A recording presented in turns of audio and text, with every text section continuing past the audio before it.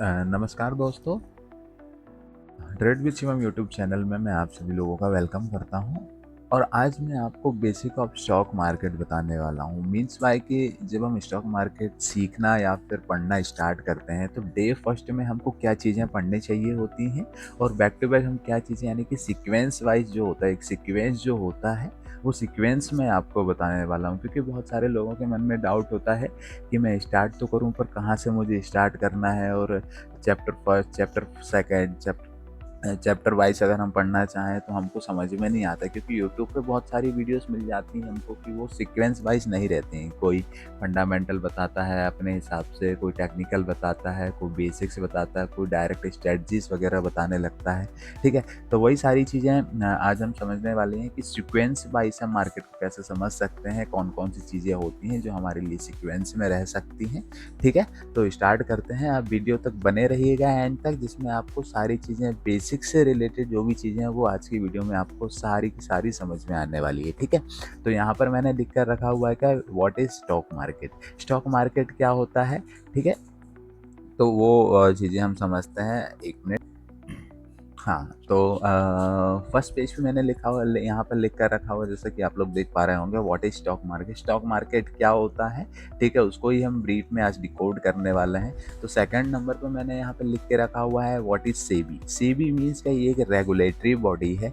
Regulatory body means का जो market को रेगुलेट करती है, मार्केट को चलाती है, जिसके भी अंतर्गत काम हो रहा है शेयर मार्केट के अंदर, वो उसको हम बोलते हैं सेबी।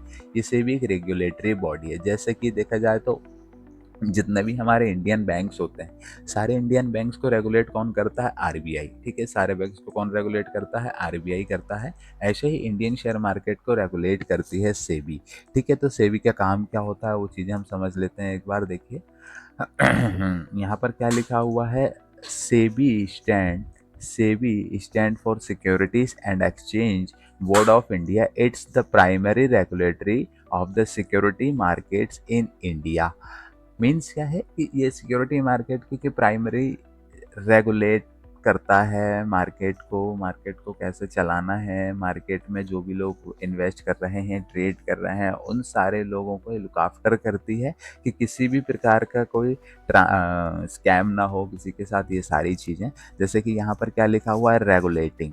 ठीक है, regulating in overseeing and regulating the securities market including stock exchange broker and other market participants। यानी कि स्टॉक एक्सचेंज के ऊपर brokers and other market participants mean जो बायर सेलर जो होते हैं, इन्वेस्टर जो होते हैं, ट्रेडर जो होते हैं, इन सारे लोगों के ऊपर ट्रांसपेरेंसी रखी जाती है सेबी के द्वारा कि किसी भी प्रकार कि कोई स्कैम ना हो, किसी भी प्रकार का कोई फ्रॉड वगैरह ना हो। ठीक है, सेकंड नंबर पे लिखा हुआ है मैंने, protecting investor insuring their practice transparency and investor protection.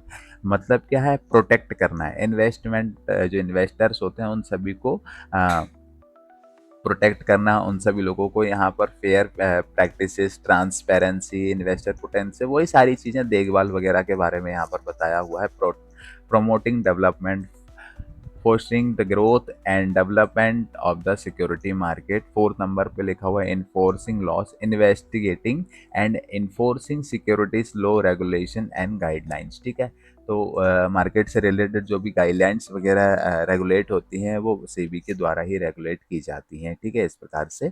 और आगे चल लेते हैं। ये security exchange board of India है, ये सेबी है, security body.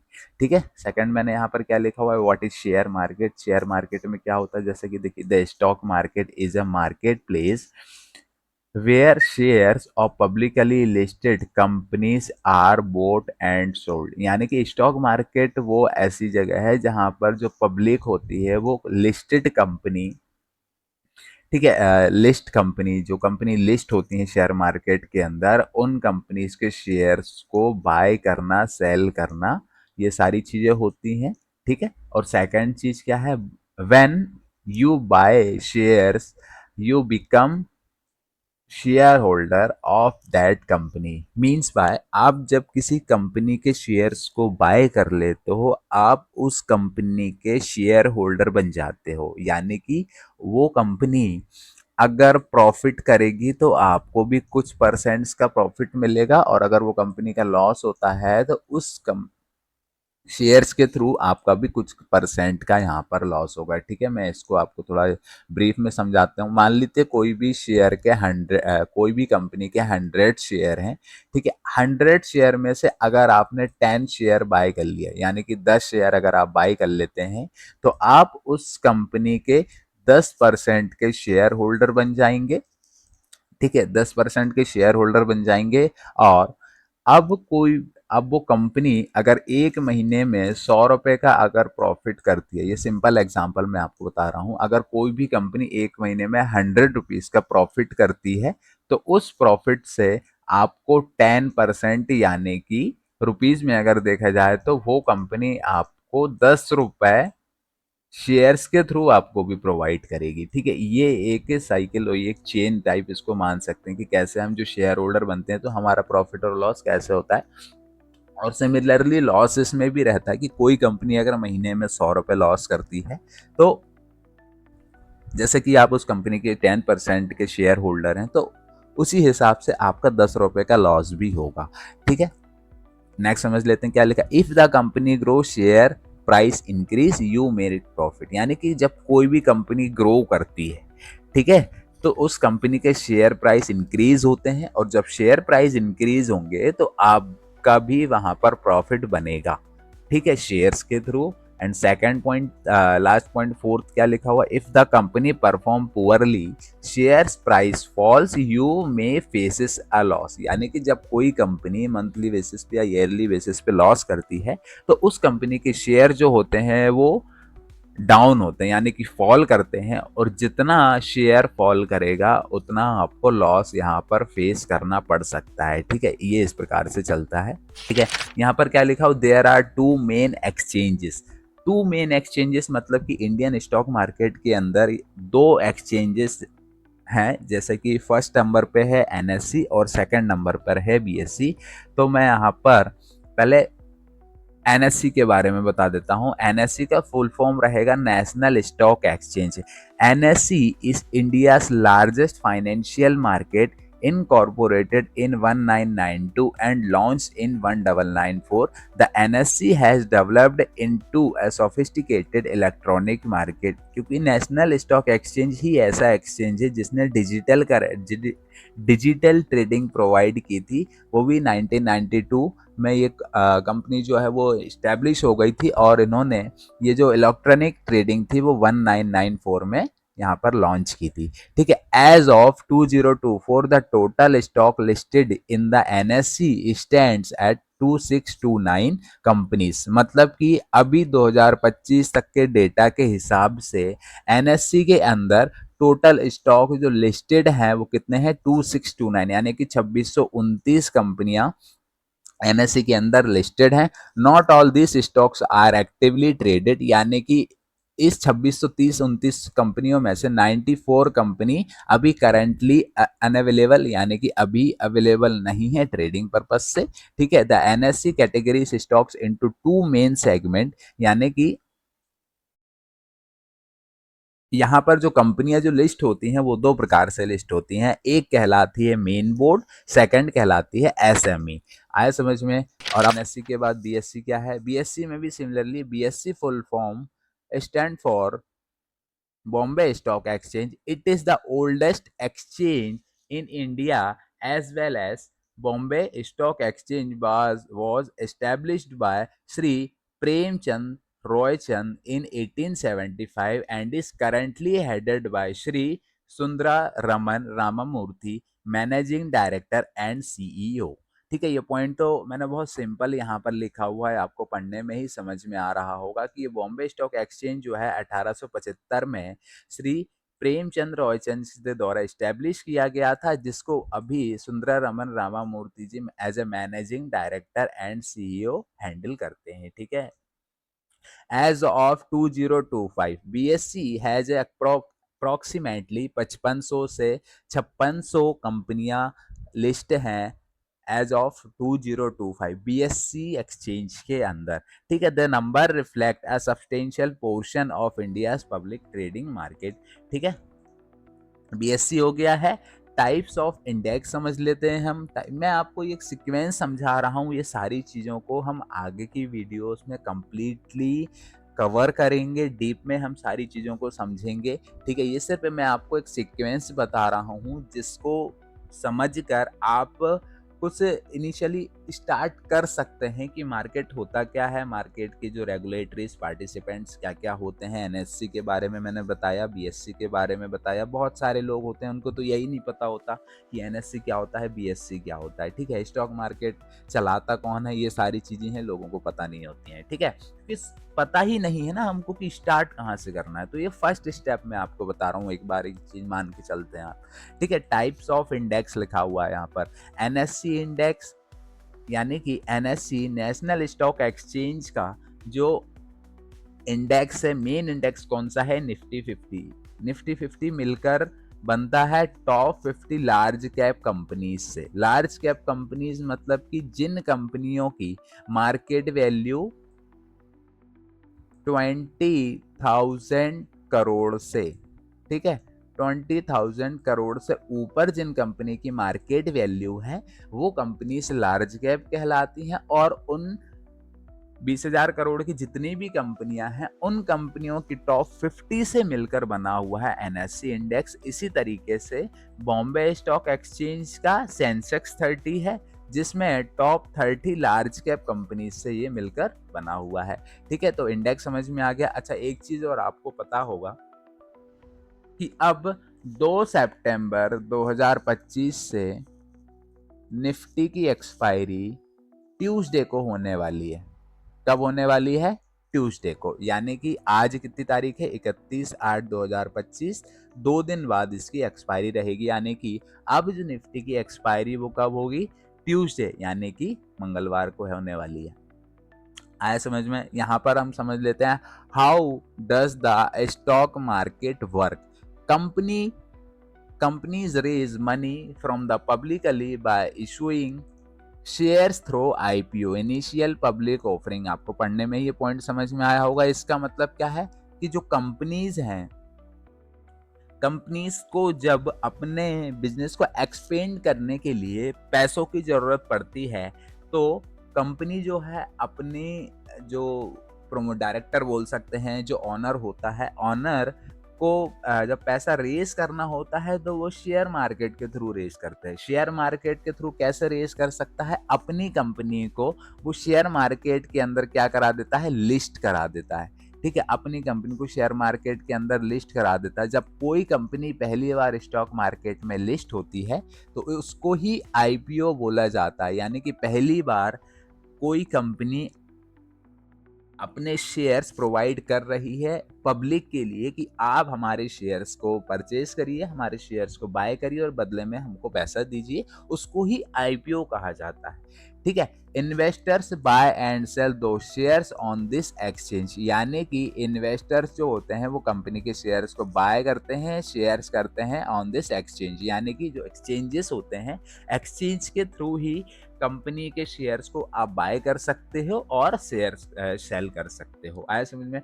Share price is driven by demand and supply, more buyer price goes up, यानी कि खरीदने वाले लोग अगर ज्यादा होंगे, ठीक है, शेयर्स को बाय करने वाले लोग ज्यादा होंगे तो उस कंडीशन में कंपनी का जो शेयर होता है वो बाय साइड यानी कि ग्रो करेगा। और अगर बेचने वाले लोग ज्यादा होंगे और खरीदने वाले लोग कम होंगे, उस कंडीशन में जो कंपनी का शेयर होता है वो फॉल करता है, यानी कि डाउन आता है। आया समझ में। अब नेक्स्ट यहां पर क्या लिखा हुआ है मैंने, market influencer prices, company perform news economy global market government policies, यानी कि जो कंपनीज होती हैं, कंपनी में जो फ्लक्चुएशंस होते हैं शेयर्स के ऊपर, वो कौन कौन से फैक्टर्स हो सकते हैं, जैसे कि कंपनी परफॉर्मेंस। ठीक है, कंपनी जो मंथली बेसिस पे जो अपने क्वार्टरली, हर 3 महीने में जो क्वार्टर रिजल्ट डिक्लेयर करती है, उसके ऊपर भी डिपेंड करता है कि अब मार्केट के शेयर्स में किस प्रकार के मूवमेंट होने वाले हैं, अपसाइड के लिए होने वाले हैं या फिर डाउन साइड के लिए होने वाले हैं। ठीक है, न्यूज़ भी इम्पैक्ट करती है। कोई भी कंपनी को अगर मान लीजिए बड़ा ऑर्डर्स मिल गया गवर्नमेंट के थ्रू या फिर कोई भी चीज़ के से रिलेटेड ऑर्डर जब मिलते हैं, बड़े अपने जो भी प्रोडक्ट्स वगैरह जो बनाती है कंपनी, उस प्रोजेक्ट से रिलेटेड जो भी ऑर्डर्स मिलते हैं उसमें भी कंपनी के जो शेयर्स होते हैं वो ग्रो होते हैं। इकोनॉमी, ग्लोबल मार्केट, यानी कि गवर्नमेंट पॉलिसीज, जब गवर्नमेंट अपनी पॉलिसीज को में चेंजेस करती है उससे भी मार्केट के शेयर्स पे इम्पैक्ट पड़ता है। ग्लोबल मार्केट यानी कि जो ग्लोबल मार्केट होता है, जैसे कि यूएसए मार्केट होता है, डाउ जोन्स है, नैस्डैक है और निफ्टी 50, ये सारी चीज़ों का भी हमारे इंडियन मार्केट पे एक मेजर इम्पैक्ट पड़ता है। ठीक है, नेक्स्ट आगे चलते हैं हम। यहाँ पर क्या लिखा है, way to make money in the stock market, यानी कि वो कौन से तरीके हैं जिनसे हम पैसा बना सकते हैं शेयर मार्केट के अंदर। How are some people, here are some popular ways to make money in the stock market. सबसे पहले क्या लिखा हुआ यहाँ पर, बाय एंड होल्ड, यानी कि खरीद के होल्ड करना, buy stock for the long term riding out market fluctuations, यानी कि आप किसी भी कंपनी के शेयर के किसी भी कंपनी के शेयर्स को आप बाय करके जब लॉन्ग टर्म के लिए होल्ड करते हो तो जो कंपनी के जो फ्लैक्चुएशंस होते हैं उनके थ्रू हमको प्रॉफिट्स और लॉसेस होते हैं। ठीक है, सेकंड चीज क्या है यहाँ पर, dividend investing, invest in dividend paying stocks for regular income. कुछ कंपनियां ऐसी होती हैं जो डिविडेंड प्रोवाइड करती हैं, हमको उन कंपनीज के शेयर्स में हमको पैसा इन्वेस्ट करना चाहिए ताकि हमको उस कंपनी से जो डिविडेंड मिलने वाला हो उस डिविडेंड से हमको एक एक्स्ट्रा इनकम जनरेट हम कर सकते हैं। जो पैसे मीन्स जो कंपनी डिविडेंड जब प्रोवाइड करती है तो वो डिविडेंड का जो पैसा आता है वो डायरेक्ट हमारे सेविंग अकाउंट में क्रेडिट होता है। सेविंग अकाउंट मींस बाय कैसे, आपका जो डीमेट अकाउंट रहेगा उस डीमेट अकाउंट से आपने जो भी सेविंग अकाउंट अपना लिंक करके रखा होगा उसी सेविंग अकाउंट में पैसा क्रेडिट होता है डिविडेंड का। आए समझ में। नेक्स्ट क्या रहता है, ट्रेडिंग। ठीक है, पहली चीज होती है इन्वेस्टिंग, हम किसी भी कंपनी के शेयर को लंबे समय तक बाय करके और होल्ड करते हैं उसको इन्वेस्टिंग कहा जाता है। और सेकंड चीज होती है ट्रेडिंग। ट्रेडिंग भी कई प्रकार की होती है जैसे कि इंट्राडे ट्रेडिंग, सेम डे हम किसी भी शेयर को बाय करके सेल करते हैं उसको इंट्राडे ट्रेडिंग कहा जाता है। सेकंड चीज swing trading, hold stocks for a few days और weeks aiming to capture price movement, means आप जब स्विंग ट्रेडिंग करते हैं तो आप किसी भी शेयर को बाय करके और उसमें जो भी आने वाले मूवमेंट है हम उनको कैप्चर करते हैं, उसको ही स्विंग ट्रेडिंग कहा जाता है। और उन सब चीजों के कैप्चर करने में, उस मूवमेंट को कैप्चर करने में हमको कुछ दिन भी लग जाते हैं, कुछ हफ्ते भी लग जाते हैं और कुछ महीने भी लग जाते हैं। ठीक है, मान लेते हैं एक महीने के अंदर हमको, मान लेते हैं हमने कोई भी शेयर को यहाँ से बाय किया और वो शेयर यहाँ तक पहुंचने वाला है ऐसा हम एक्सपेक्ट करके चल रहे हैं, तो हो सकता है वो यहाँ से यहाँ तक पहुंचने में एक दिन भी लगा है, एक हफ्ता भी लगा सकता है और एक महीना भी और कुछ महीने भी लग सकते हैं। ठीक है, तो इसको ही स्विंग कहा जाता है।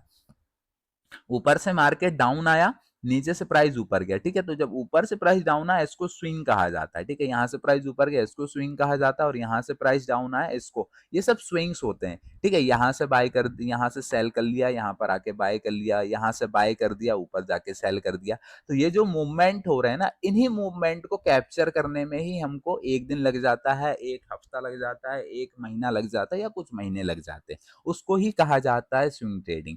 ठीक है, नेक्स्ट क्या है, position trading, hold stocks for a month और years focusing on long term trends, यानी कि हम जब किसी भी शेयर्स को होल्ड करते हैं कुछ महीनों के लिए और कुछ साल के लिए, जिसमें हमारा मेन गोल क्या होता है, जो लॉन्ग टर्म के जो ट्रेंड होते हैं, लॉन्ग टर्म ट्रेंड मतलब बड़े टाइम फ्रेम पे, जैसे कि मंथली बेसिस हो गया, वीकली बेसिस हो गया या डेली बेसिस हो गया।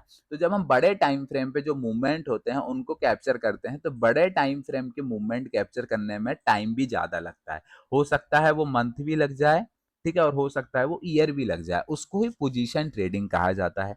ठीक है, अब नेक्स्ट क्या लिखा है यहाँ पर, साथ ही साथ मैंने यहाँ पर ऐड कर दिया था फ्यूचर एंड ऑप्शन। फ्यूचर और ऑप्शन क्या होता है, जो कि हाई रिस्की स्टाइल होती है, हाई रिस्की ट्रेडिंग होती है। ठीक है, जो किसके अंदर आती है, इंट्राडे ट्रेडिंग के अंदर आती है। ठीक है, हम किसी भी शेयर को बाय करते हैं और विद इन 15 मिनट उसी भी शेयर को हम सेल कर देते हैं। ठीक है, जो कि प्रीमियम्स में हम ट्रेडिंग करते हैं।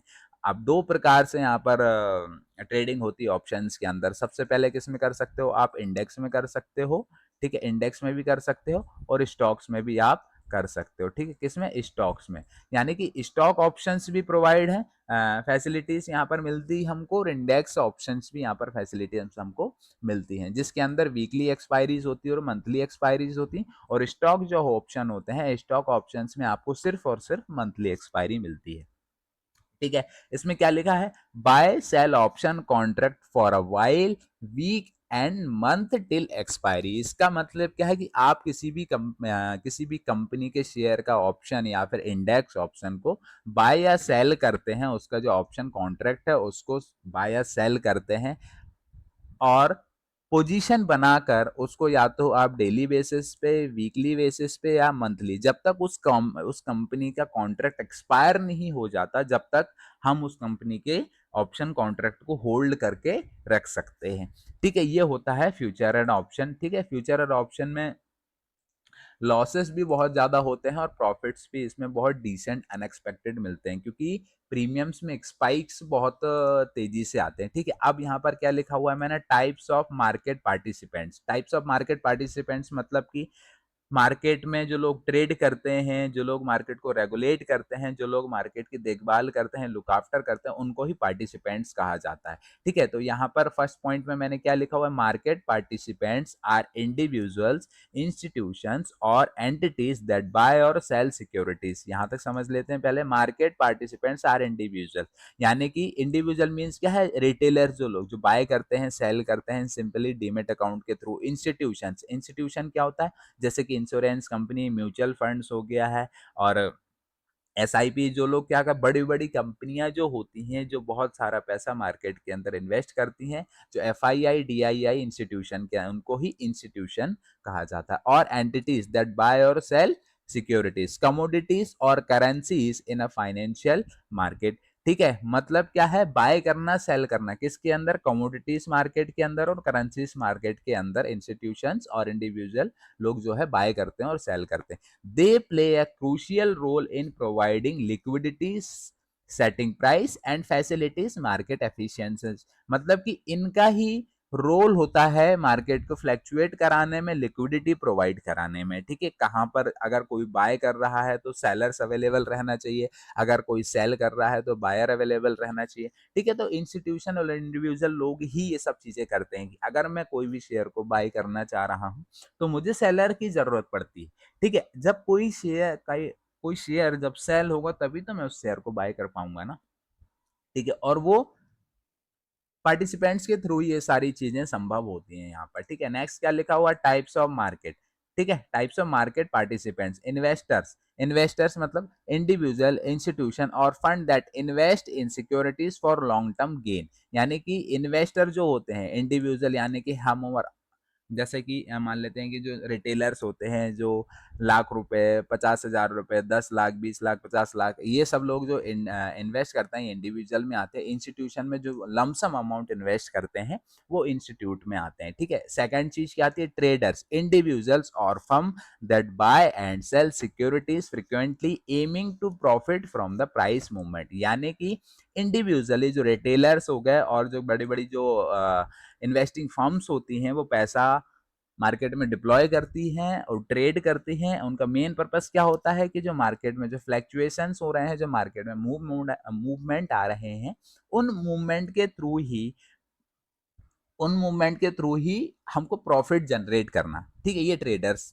फिर थर्ड चीज क्या होती है? Brokers, intermediaries that facilities buying and selling between investors and trading. Intermediaries that facilitate buying and selling between investors and trader. जो ब्रोकर होता है, ब्रोकर का काम क्या होता है कि कोई भी कंपनी के शेयर को जब बाय कर रहा है या फिर सेल कर रहा है तो ब्रोकर्स के थ्रू ही किया जाता है। जैसे कि आपने देखा होगा इंडियन मार्केट के लिए बहुत सारे डीमेट प्लेटफॉर्म्स आपको मिल जाते हैं, जैसे कि एंजल वन है, ठीक है, ग्रो है, अप स्टॉक है, धन है, जीरोधा है। ये सब क्या है? एक मेजर ट्रेडिंग प्लेटफॉर्म है जिनके थ्रू ये सब क्या होता है? स्टॉक मार्केट से टाइप होता है इनका। स्टॉक मार्केट यानी कि जो एक्सचेंजेस होता है। ठीक है, आप डायरेक्ट किसी भी कंपनी के बाय सेल कंपनी के शेयर्स को बाय सेल नहीं कर सकते हो। ठीक है, जब आप ट्रेडिंग या इन्वेस्टिंग करते हो तो उसके लिए हमको एक डीमेट अकाउंट की जरूरत पड़ती है, और डीमेट अकाउंट आप इन कंपनी के ये ट्रस्टेबल कंपनी है, आप किसी भी कंपनी में यहाँ पर डीमैट अकाउंट ओपन करा सकते हो। और साथ ही साथ मैं यहाँ पर इन सारे डीमैट अकाउंट के कुछ अच्छे डीमैट्स अकाउंट हैं जिनकी मैं लिंक डिस्क्रिप्शन में मेंशन भी कर दूंगा, आप वहां से जाके डीमैट अकाउंट ओपन भी करा सकते हैं, ठीक है।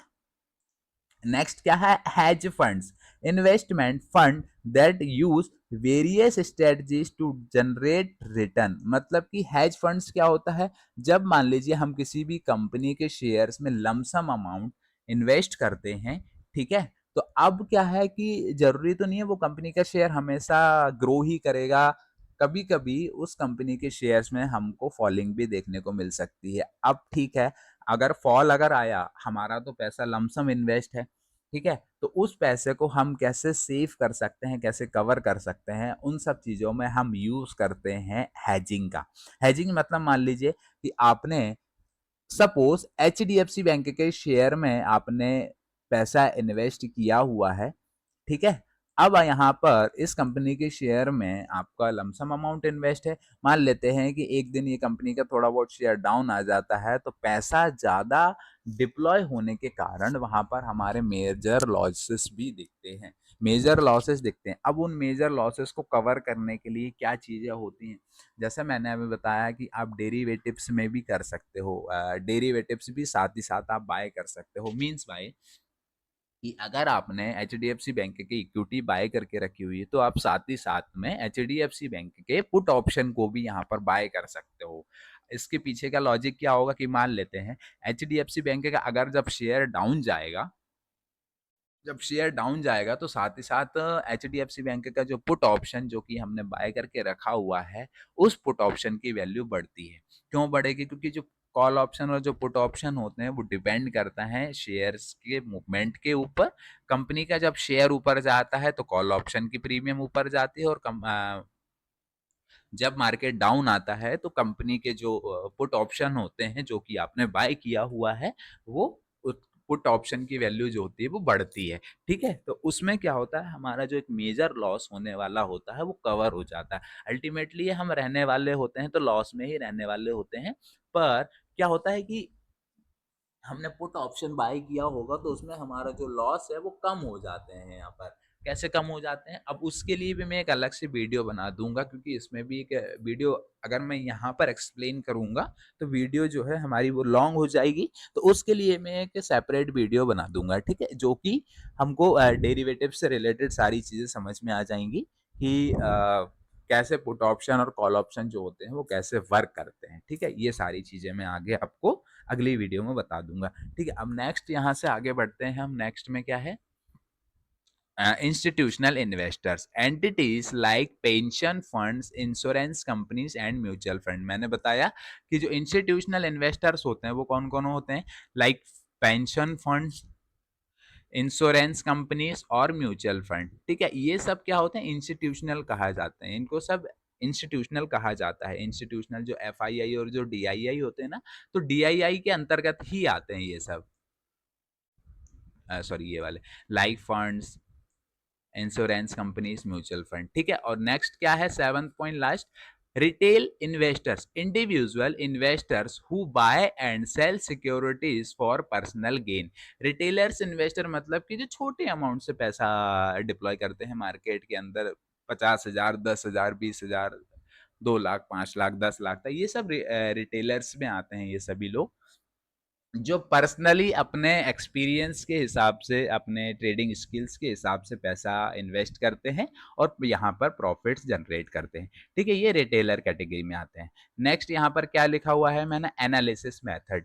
एनालिसिस मेथड, कितने प्रकार की एनालिसिस होती है, ठीक है। फंडामेंटल मैंने यहाँ पर लिखा हुआ, फर्स्ट यहाँ पर लिखा हुआ है मैंने fundamental analysis. Fundamental analysis is a method of evaluating a company's stock price by analyzing its underlying financial and operational performance. It involves examining various factors such as key point, जैसे कि financial statement, ठीक है, company का जो financial statement है उसको read करके हम यहाँ पर एक्सपेक्ट कर सकते हैं कि मार्केट की जो कंपनी है वो कंपनी किस प्रकार के ग्रो कर सकती है, या कुछ समय पहले कंपनी अभी प्रॉफिट में चल रही है पहले से या फिर लॉस में चल रही है। ये सब सारी चीज़ें हम यहाँ पर एनालाइज करते हैं फंडामेंटल एनालिसिस में, जिसके अंदर फाइनेंशियल स्टेटमेंट आ जाएगा। किस क्या लिखा हुआ है फाइनेंशियल स्टेटमेंट के अंदर? Review income statement, balance sheet and cash flow statement to understand a company financial health. मैंने क्या बताया? रिव्यू इनकम स्टेटमेंट, ठीक है, उस कंपनी की इनकम स्टेटमेंट आप देख लीजिए, ये सब ऑनलाइन अवेलेबल रहता है। Balance sheet, cash flow statement to understand a company financial health, इससे हम समझ सकते हैं कि कंपनी की जो फाइनेंशियल हेल्थ है वो कैसी है, यानी कि फाइनेंशियली स्ट्रांग है कंपनी या फिर नहीं। यानी कि लोग इस चीज को एनालाइज करने के बाद ही डिसाइड करते हैं कि मुझे इस XYZ नाम की कंपनी में पैसा इन्वेस्ट करना चाहिए या फिर नहीं। नेक्स्ट पॉइंट क्या लिखा हुआ है यहाँ पर? Revenue and profitability, analysing revenue growth, profit margin and return on equity. Third क्या लिखा हुआ है? Industry and market trend, understanding the market position with in its industry and the overall market trend. Industry and market trend, understanding the company position with in, यानी कि कोई भी company है, मान लेते हैं कोई भी कंपनी स्टील बनाती है, ठीक है, तो स्टील बनाने की और भी कंपनीज मार्केट में अवेलेबल रहती हैं, तो वो एक इंडस्ट्री हो, यानी कि एक सेक्टर हो जाता है। मान लेते हैं कि उस जो कंपनी है उस सेक्टर के अंदर इस कंपनी की क्या पोजीशन बनी हुई है, ठीक है, industry and overall market trend, यानी कि ओवरऑल क्या पोजीशन बोल सकते हैं कि क्या पोजीशन बनी हुई है मार्केट की, कंपनी की उस मार्केट के अंदर, सेक्टर के अंदर, जिसको हम बोल सकते हैं। ठीक है, फोर्थ नंबर क्या लिखा हुआ है? Management and governance, evaluating the companies leadership, management team and corporate government practices. Fifth लिखा हुआ है economic condition, considering the impact of microeconomic factors such as interest rates, inflation and GDP। ये सारी चीजें भी मार्केट जो कंपनी है उन कंपनी के ऊपर और मार्केट के ऊपर जो है इम्पैक्ट करती है, जैसे कि GDP growth, micro economic factors, interest rate, inflation, ये सारी चीजें भी कंपनी के फाइनेंशियल हेल्थ के ऊपर इम्पैक्ट करती हैं। आए समझ में? ये सारी चीजें भी देखने लायक होती हैं, ये सारी चीजों भी हमको देखनी होती है, एनालिसिस करनी होती हैं। नेक्स्ट क्या लिखा हुआ है? Technical analysis. टेक्निकल एनालिसिस के अंदर क्या क्या चीजें आती हैं, टेक्निकल एनालिसिस करने का क्या तरीका होता है, हम वो सारी चीजें समझने वाले हैं। क्या लिखा हुआ है? Technical analysis is a method of evaluating securities by analysing statistical patterns and trends in their price and volume data. It involves studying charts and using various technical indicators to predict future market future price movement. मतलब technical analysis वो एक तरीका है जिसके अंदर हम analyse करते हैं चार्ट पैटर्न्स हो गया, कंपनी यानी शेयर का ट्रेंड हो गया है, prices, volumes. It involve studying chart and using various technical indicator, यानी कि जैसे कि ट्रेडिंग जो प्लेटफॉर्म है उस पर बहुत सारे टेक्निकल अवेलेबल हैं, उन टेक्निकल की हेल्प से भी हम उस कंपनी के शेयर के ट्रेंड को एनालाइज कर सकते हैं, उससे हम पता कर सकते हैं कि मार्केट का आने वाले समय में क्या मूवमेंट रह सकता है उस शेयर का। ठीक है, नेक्स्ट क्या लिखा हुआ है? Patterns, identify patterns in chart such as trend, reversal and condition. बहुत सारे चार्ट पैटर्न ऐसे हैं जिनके थ्रू हम आइडेंटिफाई कर सकते हैं मार्केट के शेयर के ट्रेंड का। ट्रेंड जैसे कि रिवर्सल ट्रेंड है या फिर कंटिन्यू, यानी कि जो कंपनी है उस कंपनी के शेयर में अब रिवर्सल आने वाला है। मतलब रिवर्सल मींस कि बहुत दिनों से कंपनी का शेयर डाउन चल रहा है, चार्ट पैटर्न्स के थ्रू हम पता कर सकते हैं कि अब ये रिवर्सल लेके मार्केट ऊपर जाएगा। ठीक है, एंड कंटिन्यूशन, कंटिन्यूशन मतलब कि बहुत सारे चार्ट पैटर्न ऐसे होते हैं, जैसे कि मान लेते हैं कि प्राइस में अभी डाउन चल रहा है, डाउन ट्रेंड चल रहा है, थोड़ी देर यहाँ पर मार्केट कोई कंसोलिडेट करता है। ठीक है, कंसोलिडेट करने के बाद यहाँ से अपने ट्रेंड को कंटिन्यू करता है। ठीक है, तो यहाँ पर बहुत सारे चार्ट पैटर्न्स होते हैं, और सबसे खास बात तो ये होती है कि चार्ट पैटर्न से रिलेटेड मैंने एक प्रॉपर एक्सप्लेन की हुई वीडियो मैंने यूट्यूब चैनल पे ऑलरेडी अपलोड करके रखी हुई है। दो वीडियोस, तीन वीडियो हैं, तीन वीडियो के अंदर मैंने सारी चीजें एक्सप्लेन की हुई है चार्ट पैटर्न से रिलेटेड। ठीक है, कंटिन्यूशन चार्ट पैटर्न क्या होते हैं, ट्रेंड रिवर्सल चार्ट पैटर्न क्या होते हैं, न्यूट्रल चार्ट पैटर्न क्या होते हैं, ट्रेड कैसे लिया जाता है, आइडेंटिफाई कैसे कर सकते हैं, टारगेट, एसएल, एक्सवाईजेड, सारी चीजों को प्रॉपर एक्सप्लेन किया हुआ है। एक बार आप जाके चैनल पे देख लेना, आपको वीडियोस मिल जाएंगी। ठीक है, नेक्स्ट क्या लिखा हुआ है यहाँ पर, 1 minute, indicators using mathematical calculation based on price and volume data such as moving average and relative strength index। जैसे कि बहुत सारे इंडिकेटर्स होते हैं based on price and volume data such as moving average indicator होता है, relative strength index RSI होता है। मूविंग एवरेज जो कंपनी के शेयर के प्राइस को एक एवरेज बताता है। मान लेते हैं कि प्राइस में फ्लक्चुएशन इस प्रकार से चल रहा है तो मूविंग एवरेज आपका इस प्रकार से मूव होगा। ठीक है, इस प्रकार से ये एवरेज, ये जो लाइन चलती है ना, उस कंपनी के शेयर का एवरेज प्राइस बताती है। अब डिपेंड करता है कि ये जो आपने आरएस जो मूविंग एवरेज लगाकर रखा हुआ है, ये मूविंग एवरेज आपने कितने टाइम का लगाया हुआ है। बहुत सारे लोग 50 लगा के रखते हैं, बहुत सारे लोग 200 लगा के रखते हैं, बहुत सारे लोग 100 लगा के रख सकते हैं, बहुत सारे लोग 20 लगा के रखते हैं। ठीक है, तो डिपेंड करता है। और मूविंग एवरेज भी क्या होता है इसके लिए भी हम अलग से वीडियो बनाएंगे। साथ ही साथ आरएसआई मेन चीज हमको स्विंग ट्रेडिंग में बहुत मदद करती है। आरएसआई इंडिकेटर जो होता है ना, वो स्विंग ट्रेडिंग में हमको बहुत अच्छे से यूजफुल रहता है हमारे लिए, कि बहुत सारे शेयर्स को एनालिसिस करने में हेल्प करता है। आया समझ में, आरएसआई भी बहुत अच्छा इंडिकेटर माना जाता है स्विंग ट्रेडिंग के लिए। बस डिपेंड करता है हमारे ऊपर कि हम उस चीज़ को कैसे यूटिलाइज कर रहे हैं, शेयर्स के साथ उस चीज़ का हम कैसे कंबाइन करके उसका यूज़ कर रहे हैं। ठीक है, डिपेंड उसी के ऊपर करता है। नेक्स्ट पॉइंट क्या लिखा है मैंने, trend analysis, identifying and following trends in price movement. Trend analysis मतलब कि आइडेंटिफाई करना, जो भी ट्रेंड चल रहे हैं, प्राइस के जो मूवमेंट होते हैं उनको आइडेंटिफाई करने को ही हम ट्रेंड एनालिसिस बोलते हैं।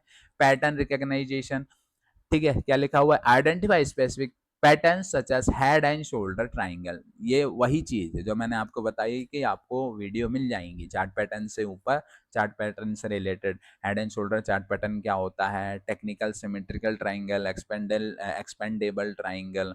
ठीक है, इन सारी चीज़ों से रिलेटेड मैंने वीडियो एक्सप्लेन में बनाई हुई है, आप जाके चेकआउट कर लीजिएगा। ठीक है, इंडिकेटर एनालिसिस वही चीज़ ऊपर लिखा हुआ था, using indicator to generate buy and sell signal. ठीक है, बहुत सारे इंडिकेटर ऐसे होते हैं जो डायरेक्ट सिग्नल प्रोवाइड करते हैं कि यहाँ से बाय कर लीजिए, यहाँ पर सेल कर लीजिए।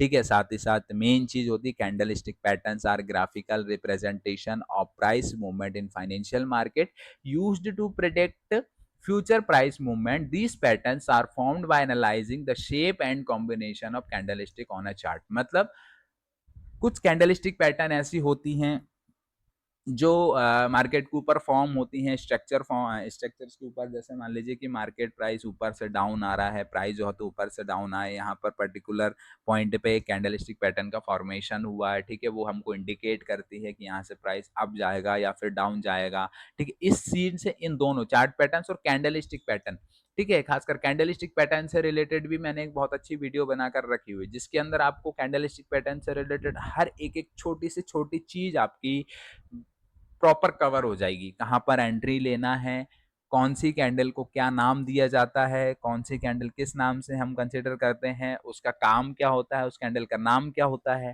ठीक है, कहाँ पर बाई किया जाता है, उस कैंडल के बेसिस पे टारगेट कहाँ रखेंगे, उस कैंडल के बेसिस पे स्टॉप लॉस कहाँ रखेंगे, कौन सी कैंडल कहाँ पर बनती है, सारी चीजें एक्सप्लेन की हुई हैं। ठीक है, जाकर एक बार इससे रिलेटेड भी मैंने एक बहुत अच्छी वीडियो बनाकर रखी हुई है यूट्यूब चैनल पर, जाकर आप एक बार चेकआउट कर सकते हैं। ठीक है, नेक्स्ट क्या लिखा हुआ है, रिस्क मैनेजमेंट। रिस्क मैनेजमेंट मतलब कि पैसा हमारे पास कितना है और मार्केट में उस पैसों में से कितना पैसा लगाना है, और जो पैसा लगाया हुआ है उस पर हमको रिस्क कितना लेना है, टारगेट कितना लेना है। ठीक है, क्या लिखा हुआ है यहाँ पर, risk management is the process of identifying, assessing and mitigating potential risk that could impact investment trade। It involve strategies to minimize loss and maximize profit. बहुत सारे रिस्क मैनेजमेंट के तरीके ऐसे होते हैं जिसमें हम कम से कम लॉस लेकर चलते हैं, कम से कम ज़्यादा से ज़्यादा प्रॉफिट लेने की कोशिश कर सकते हैं। ठीक है, उसको ही क्या बोला जाता है, रिस्क मैनेजमेंट बोला जाता है। Risk identification, recognization potential risk such as market volatility and economic down trend.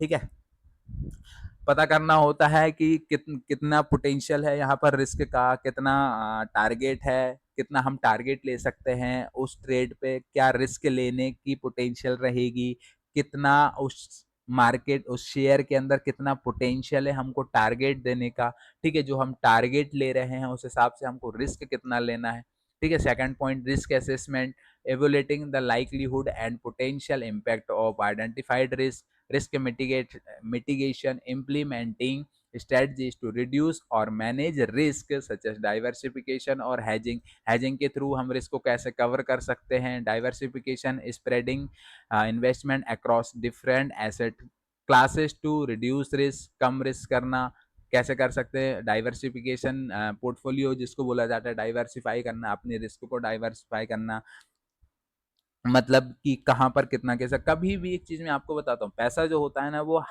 एक ही कंपनी में पूरा पैसा नहीं लगाना चाहिए। आप थोड़ा बहुत इस कंपनी में लगा दीजिए, थोड़ा सा इस कंपनी में लगा दीजिए, एज पर रिस्क के हिसाब से हमारी खुद की जो रिस्क होती है उसको कैसे हम मैनेज करके पैसा डिप्लॉय करते हैं, ठीक है, वो चीज।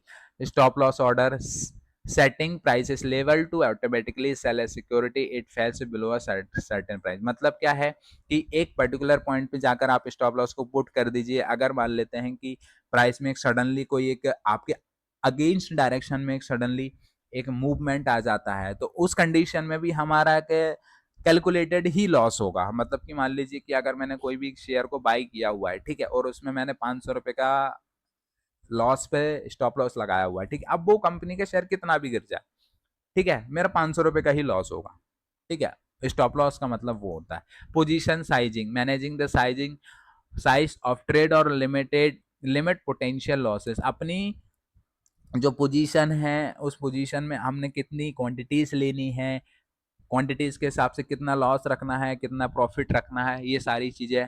हेजिंग क्या होता है, यूजिंग डेरिवेटिव्स और other instrument to offset potential losses. ये वही पॉइंट आ गया जो मैंने पहले बताया था, एचडीएफसी बैंक में आपने पैसा इन्वेस्ट करके रखा हुआ है और साथ ही साथ उस कंपनी के पुट ऑप्शन को भी हमने बाय कर लिया, ठीक है, तो कंपनी का शेयर अगर गिरेगा तो बदले में पुट ऑप्शन जब बढ़ेगा तो वहां पर हमारा जो पैसा है वो कम लॉस होगा, ठीक है। लॉस तो होगा क्योंकि इक्विटी हमको 100 रुपए का लॉस दे रही है, तो आपको जो पुट ऑप्शन है वो हो सकता है आपको 60 रुपए तक का प्रॉफिट दे दे, तो ओवरऑल आप 40 रुपए के लॉस में रहेंगे, ठीक है ना। 100 रुपए से अच्छा 40 झेल लेंगे हम, ये होता है।